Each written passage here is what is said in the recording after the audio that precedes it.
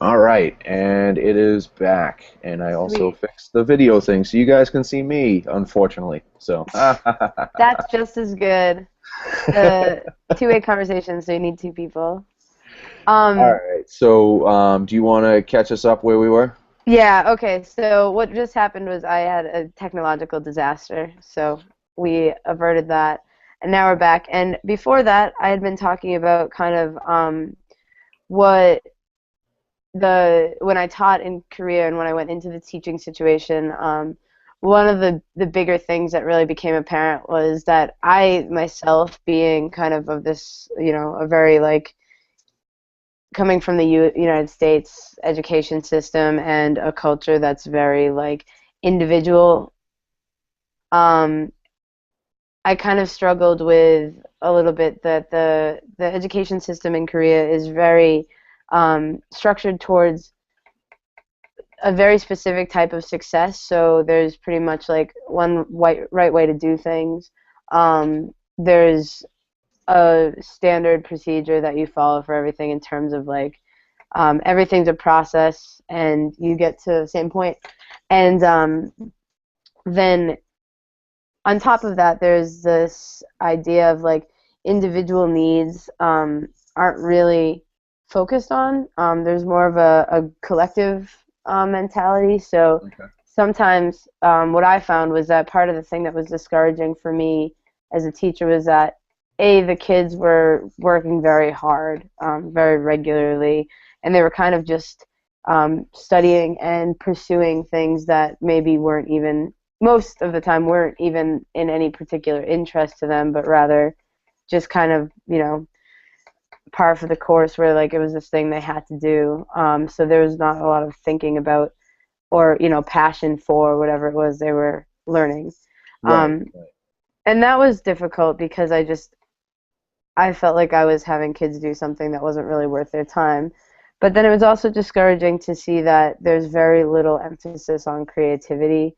Um, like critical thinking was something that just like was a absolute struggle the entire 3 months to ask open-ended questions about how students felt or what they thought about a specific topic, and asking them to give me answers that they couldn't read out of the book or they couldn't find the correct answer to Okay. was really difficult. And they were very confused about what I was asking because they're generally used to like just learning kind of the answer and then being able to feed it back um, that incredibly well. But the critical thinking and the creative thinking isn't really focused on, and sometimes that kind of was difficult um, to sorry, that was just some shorts. That's all right. Yeah, sometimes that was very difficult to kind of get around. Like I would get kind of bummed out teaching because there wasn't an involvement on the kids level of like something that they were interested in, but Okay. rather it was something that they just kind of had to do. Right. So, I mean, what were some of the ways you got around that, or at least tried to work around that? Yeah, definitely. I really wanted to,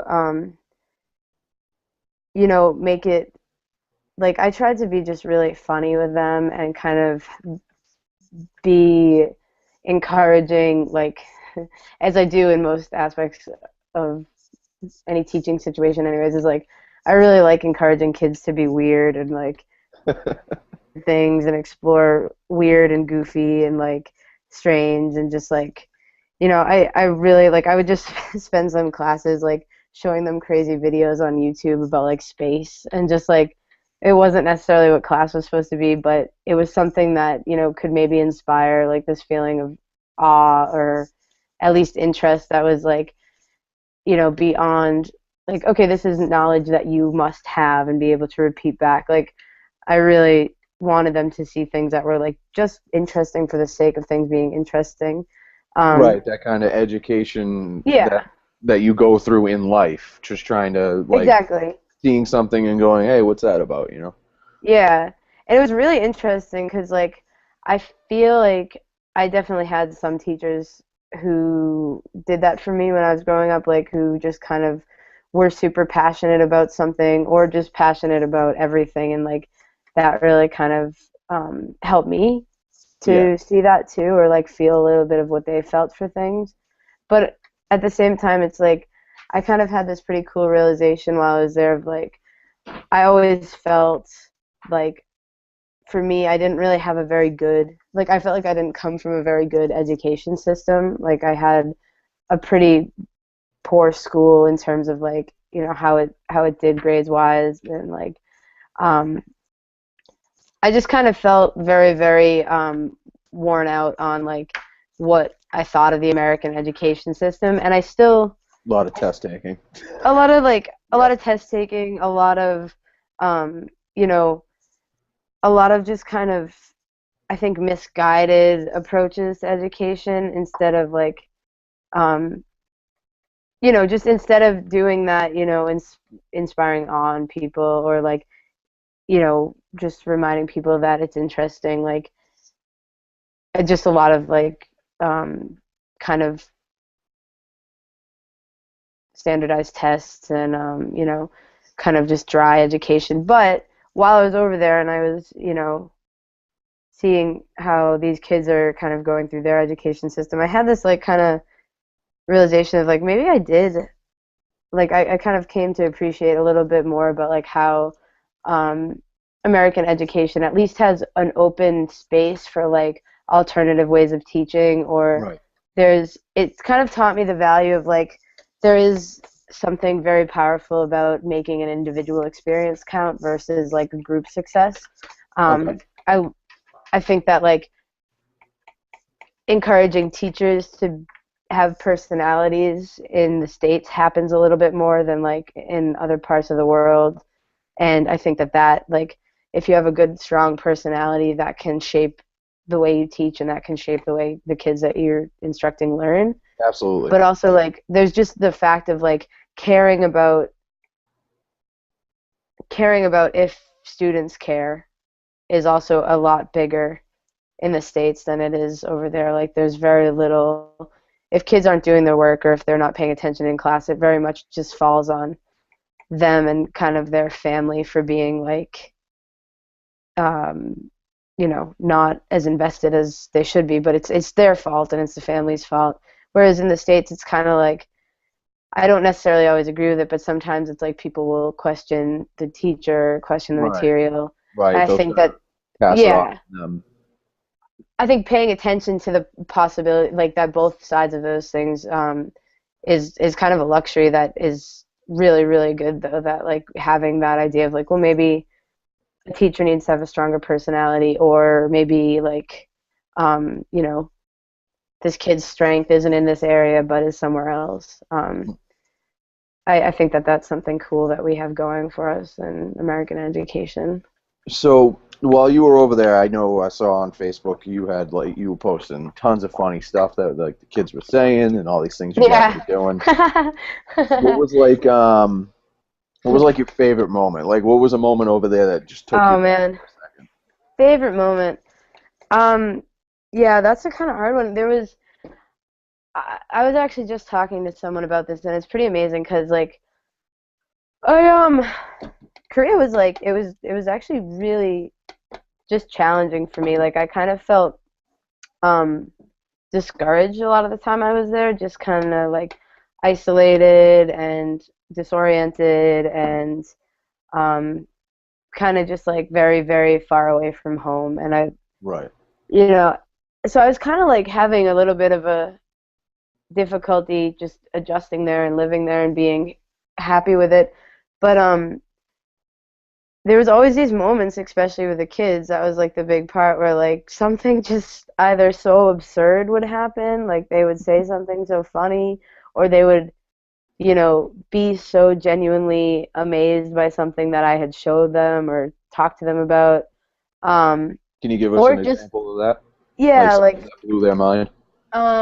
yeah, there was this one thing that I found on the internet that showed like the scale of the universe, to like it like went basically through this like size comparisons of how big like it went everything down to like subatomic levels, and then way, way, way, way, way out to the size of like galaxies in the observable universe, and Right. everything was it was like this animated thing that I showed them, and they were just like, I showed it to so many classes, and I thought they would be kind of bored by it, but they like were just all sitting there just making like wow, ow, oh, and they were just like making all these exclamations about it, and it was so cool to just be like, yeah, that's like across the board amazing. That's something that has nothing to do with like culture or language, or that's the universe we live in, and it's like it's mind Right. blowing, and watching kids respond to that and like feel that very innately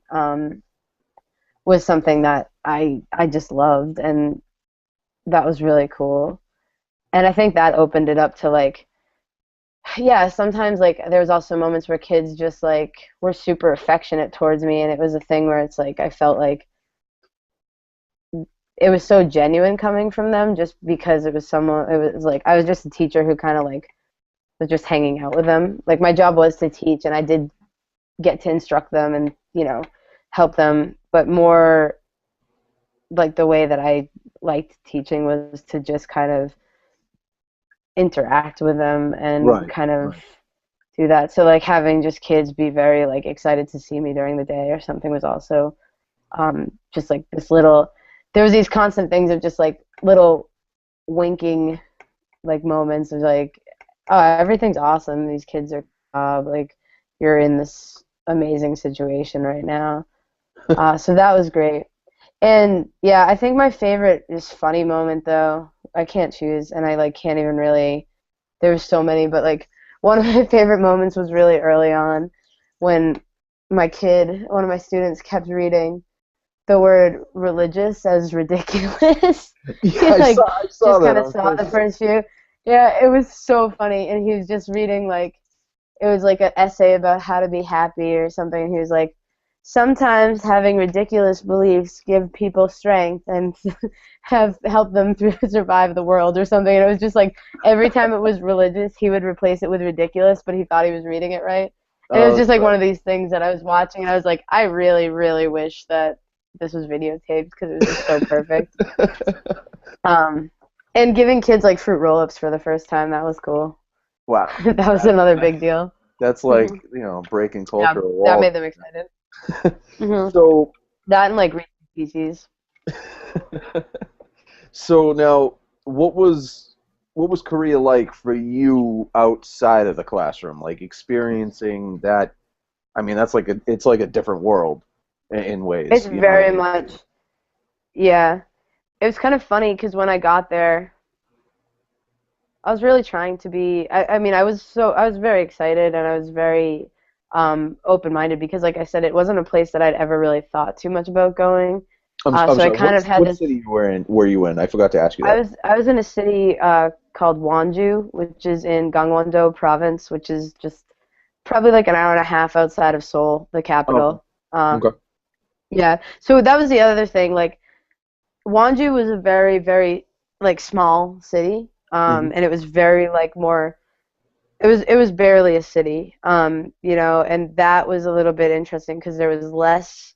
There like Korea is notoriously, um, you know, just like pretty plain in terms of culture. Like it's just Korean culture there, and there's elements of like xenophobia a bit, and there's very like it's a little bit closed in terms of like allowing other elements into that, but they do like the thing that I was seeing so much was like a just kind of almost like very very intense um westernization in terms of like just loving like brand names and loving like nightclub culture was really enforced, and I'm sure that's kind of a thing everywhere, but it was strange seeing it in there because it was like aside from those elements of other lifestyles, it was very very um Similar. kind of, yeah, very similar. And so yeah, Wanju being what it was though is like if you're in Seoul, you have a lot of different. You have tourists, um, you have like business centers, you have some universities, you have American military, which is a kind of can be a good or a bad thing. And Right. so Seoul has like a lot more of a feeling of being a little bit open and being, more of like what you can imagine like a metropolitan area to be like here. Okay. But the other, like Wanju was very, so I felt kind of like being there was, yeah, that feeling of being kind of isolated, being very disoriented a lot of the time. But that almost made every positive experience I had there like a lot better. Okay. So, um, the people that I met and became friends with were honestly some of the most like just incredibly warm-hearted, generous people, and it wasn't for any other reason other than like that was just in their nature. Like I really, really found that so many Korean friends that I made were incredibly kind and just like really, really helped me more than I would have expected to be helped in like a situation of I had like a kind of upper hand being a well-paid teacher who's kind of getting catered to because I'm American, and uh, they didn't see that as a bad thing. They were super super generous with their time and their people would just buy food all the time or want you to come visit their homes or like That's a it way was it was somebody really buying me nice. food all the time. They're my friend. Yeah, It's, got a lot of food. It was amazing.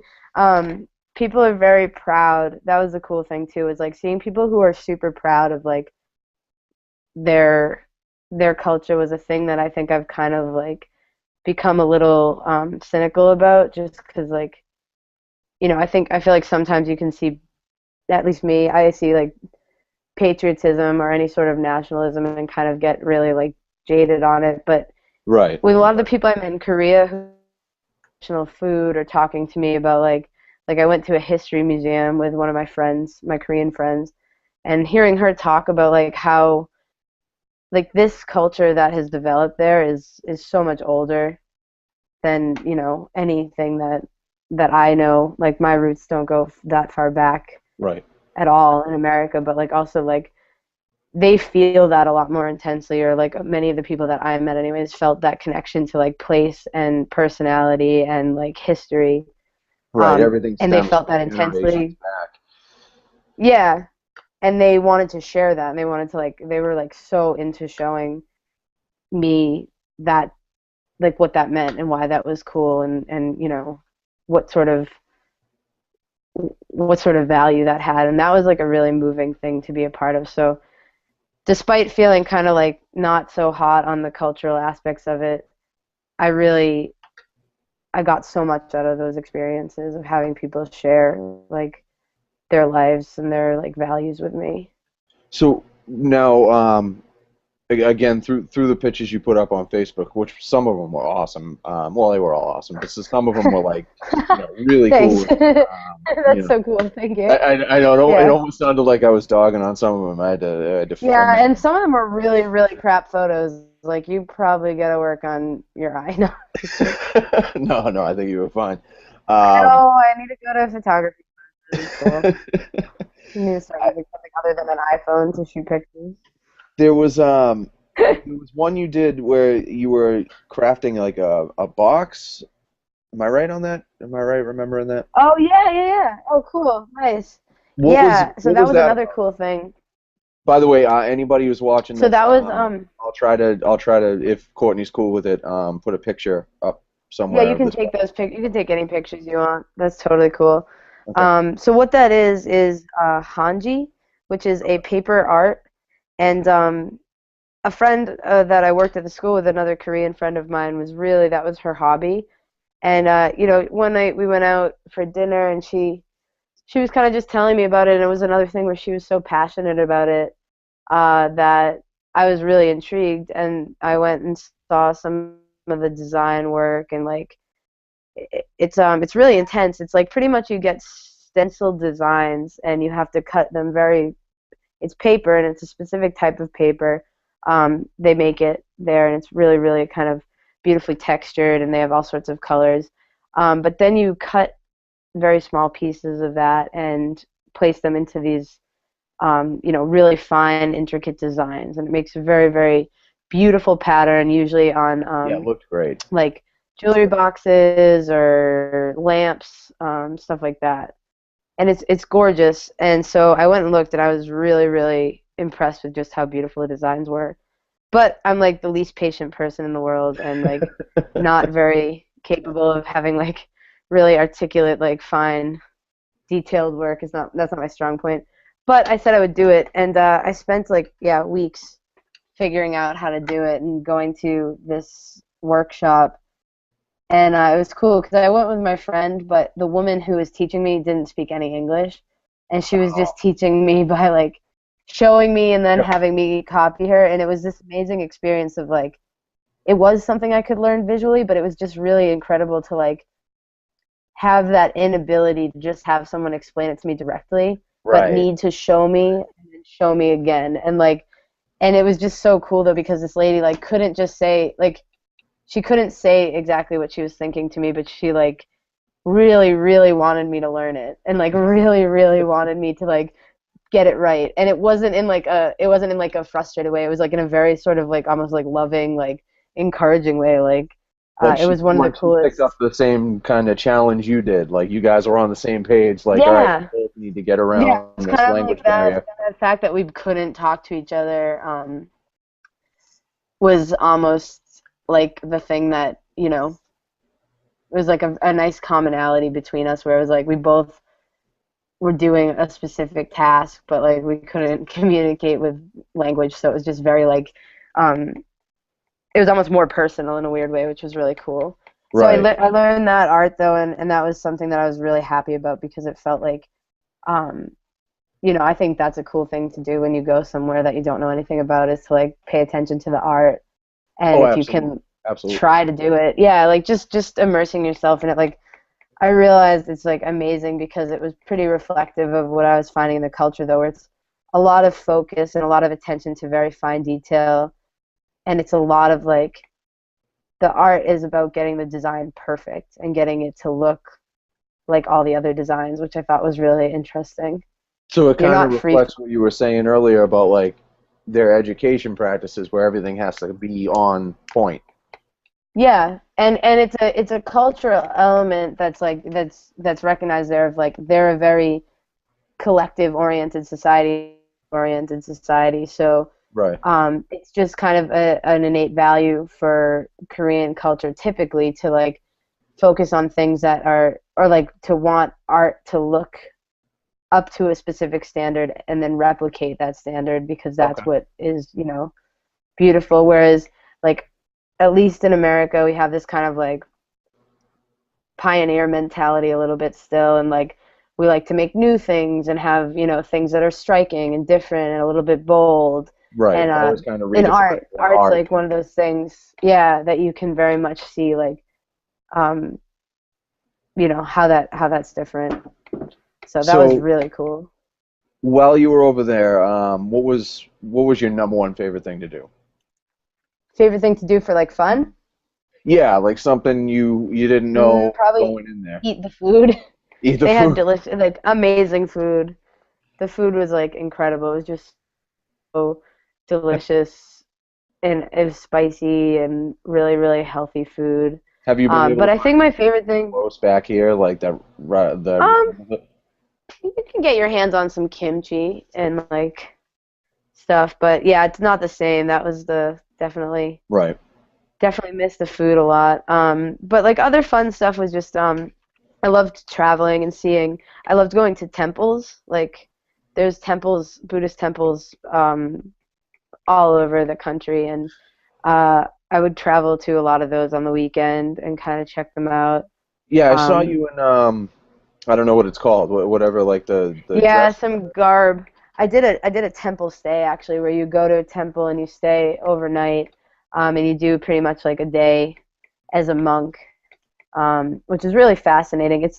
It's a little bit like it's a little bit touristy, so there's some element of like it's kind of like not the real authentic experience, but it was really I got to like do a question and answer with like a monk, and he was really interesting, and um, yeah, staying at the temple was cool. It was just it's like a branch of Buddhism, which I'm really generally interested in, but it was Buddhism mixed with like Korean traditional beliefs, like animism and kind of Okay. like a little bit more yeah, pre-Buddhist beliefs mixed in. So there was a lot of like talk of, nature spirits, and there was a lot of like kind of ritual practices that were really interesting. And then we would wake up at like 4 and listen to the monks chant and like do chanting with them, and that was really fascinating. So that was, yeah, traveling to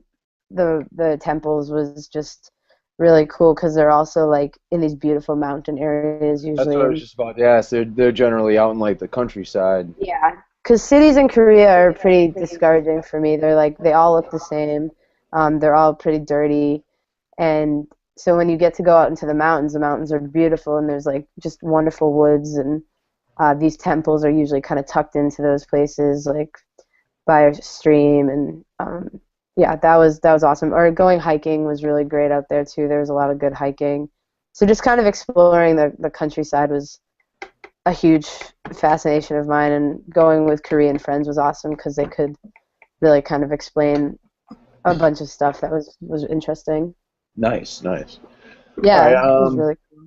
I think I only got like one or two more questions for you. I know. Sweet. I don't That's want to. awesome. I don't want to hold you up. This has been No, no, awesome. thank you This has so much. totally been Thank like you. the coolest podcast. Um, what Thanks. would you advise somebody who was going to go to South Korea? Sure. Um, I if I think it's an awesome.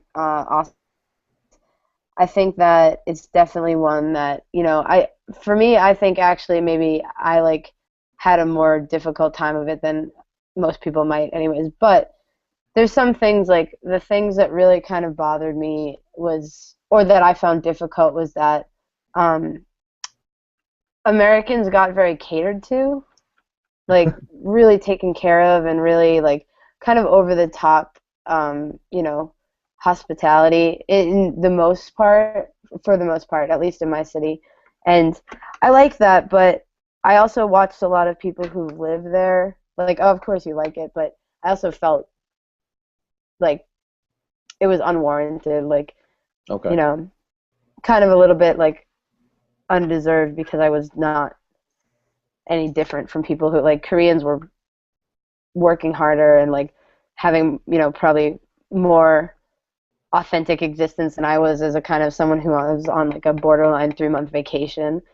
So that kind of like got me down. But I watched a lot of people who lived there for a long time kind of in my mind like embrace that a little too much where they got really comfortable with this sort of special treatment and then expected it in situations. And I don't think that it's something that, you know, people even would recognize they're doing, but I think that it kind of created this cycle of like um, just people taking things for granted or taking advantage of a kind of made up system of value where it's like, oh, you're American, so you deserve this, or you're like used to this sort of lifestyle, so we'll give you this.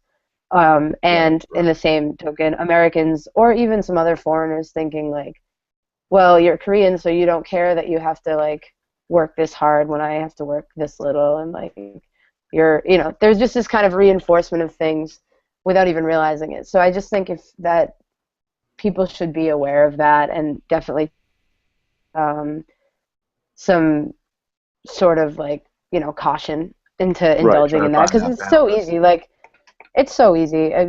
We had people who were like shut down a bar for us and like would like have Really. people in, and yeah, and it's cool, and you're like, wow, this is amazing. I'm never going to be able to do this at home, and you want to indulge in it, and you probably should a little bit, but I think just maintaining that like one foot on the ground about the whole situation, and um yeah, that's a big part of it. And then also just like taking advantage of things because I also knew some people who seem to live there and just kind of like after a while like you get used to being there and you watch Netflix a lot and you play video games, and it's not that different from being home anymore because you're working a job and your life is there.